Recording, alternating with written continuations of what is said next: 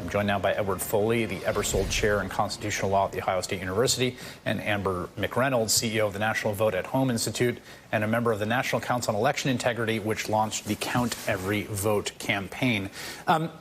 Amber, I saw someone the other day saying that, if you don't have a legal or factual basis for your claims, a lawsuit is just a tweet with a filing fee. And some people seem to think that's sort of an accurate characterization, at least the Pennsylvania lawsuit. What is your sense of these attempts at legal intervention?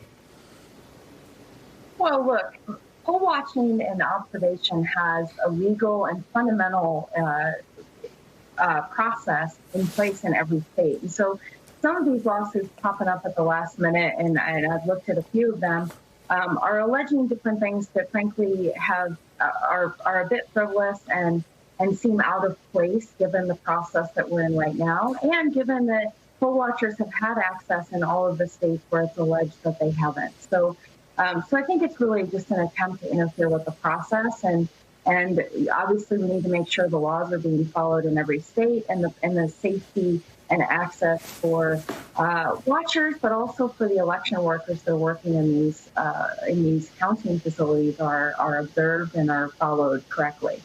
Ned, you and I had you on my podcast, Why Is This Happening? And we had a long conversation laying out some of these scenarios. And, one of the things I took away from my conversation with you is your confidence that Trump has bragged that the courts will be there for him when he needs them, and has telegraphed he is depending on them, quite frankly, to deliver him victory. And your confidence that essentially meritless claims are not an avenue that anyone can litigate their way from a defeat into a victory. Do you still feel that way? Yes, I do. I think that's right. I mean, judges do follow the rule of law. They base their decisions on facts and evidence and the rules, and I think that will ultimately prevail. In ballot counting litigation, if you're behind, you have to do something. So I think a lot of these lawsuits are motivated by just an effort to try to change the narrative and change the terrain. But it doesn't mean they're going to be successful. One of the other things that strikes me as important here, Ned, is just the fact that the margins matter a lot. I mean, when we think about the nightmare scenario of 2000 in Florida, where there was a margin of 537 votes, you can't, if there's a 50,000 vote margin, there's nothing to litigate. It's very hard to litigate your way out of a 50,000 vote defeat, correct? That's exactly right, and that's what history shows. That's one reason why Richard Nixon in 1960 did not try to litigate in Texas, because he was behind by 50,000 votes and thought that was just an insurmountable obstacle. So, he looked at Illinois and he looked at Texas. He would have had to change the outcome in both places, and he couldn't do it mostly by looking at Texas and that 50,000 vote gap that he just couldn't make up. Amber, there's a legal aspect here about election integrity, and then there are other concerns. And we've seen a scene in Maricopa County in Arizona tonight. My great colleague Gadi Schwartz has been there. A group assembled outside, and obviously they are protected by the First Amendment to peacefully assemble outside that building, yelling at them to count their votes. It's also an open carry state, so I always feel that there's a certain different flavor to a First Amendment assembly when you have a gun. And I think some concerns a little bit. I just saw a reporter saying that she was threatened by one of the members. Do you have concern about these sorts of assemblies, what they mean for the integrity of the process as it goes forward and hopefully winds to a close?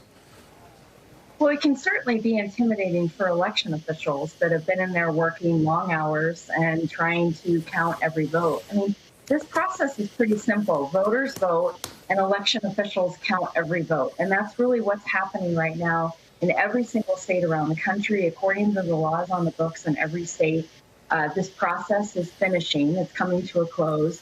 And we have to give election officials the space and the patience to finish this process. So it can be very intimidating for some of these assemblies to be happening. Hopefully they remain peaceful. And I would certainly encourage that, and hopefully everyone on both sides of the aisle continue to encourage the peaceful demonstrations that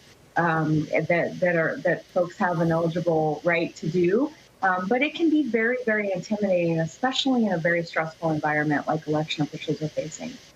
Final question for you, Ned. Lawyers, they get to argue in the alternative, even if normal people find that bizarre.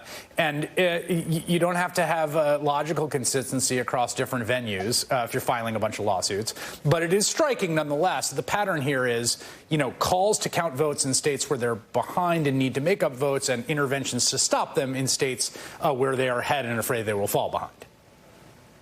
Right. No, you see that. I think about the Minnesota litigation over the U.S. Senate race in 2008. And the lawyers on both sides, flipped their positions as soon as the count flipped. Because the basic rule in these lawsuits is if you're behind, you argue one thing, and if you're ahead, you argue the other. What we're watching now is seeing that play out at the same time in different states. So that's why you're seeing this kind of inconsistency. But democracy, hopefully, will require consistency across all states, which is the point that all these valid votes must end up being counted. Valid votes must be counted. Very simple and straightforward. Edward Foley and Amber McReynolds, thank you both.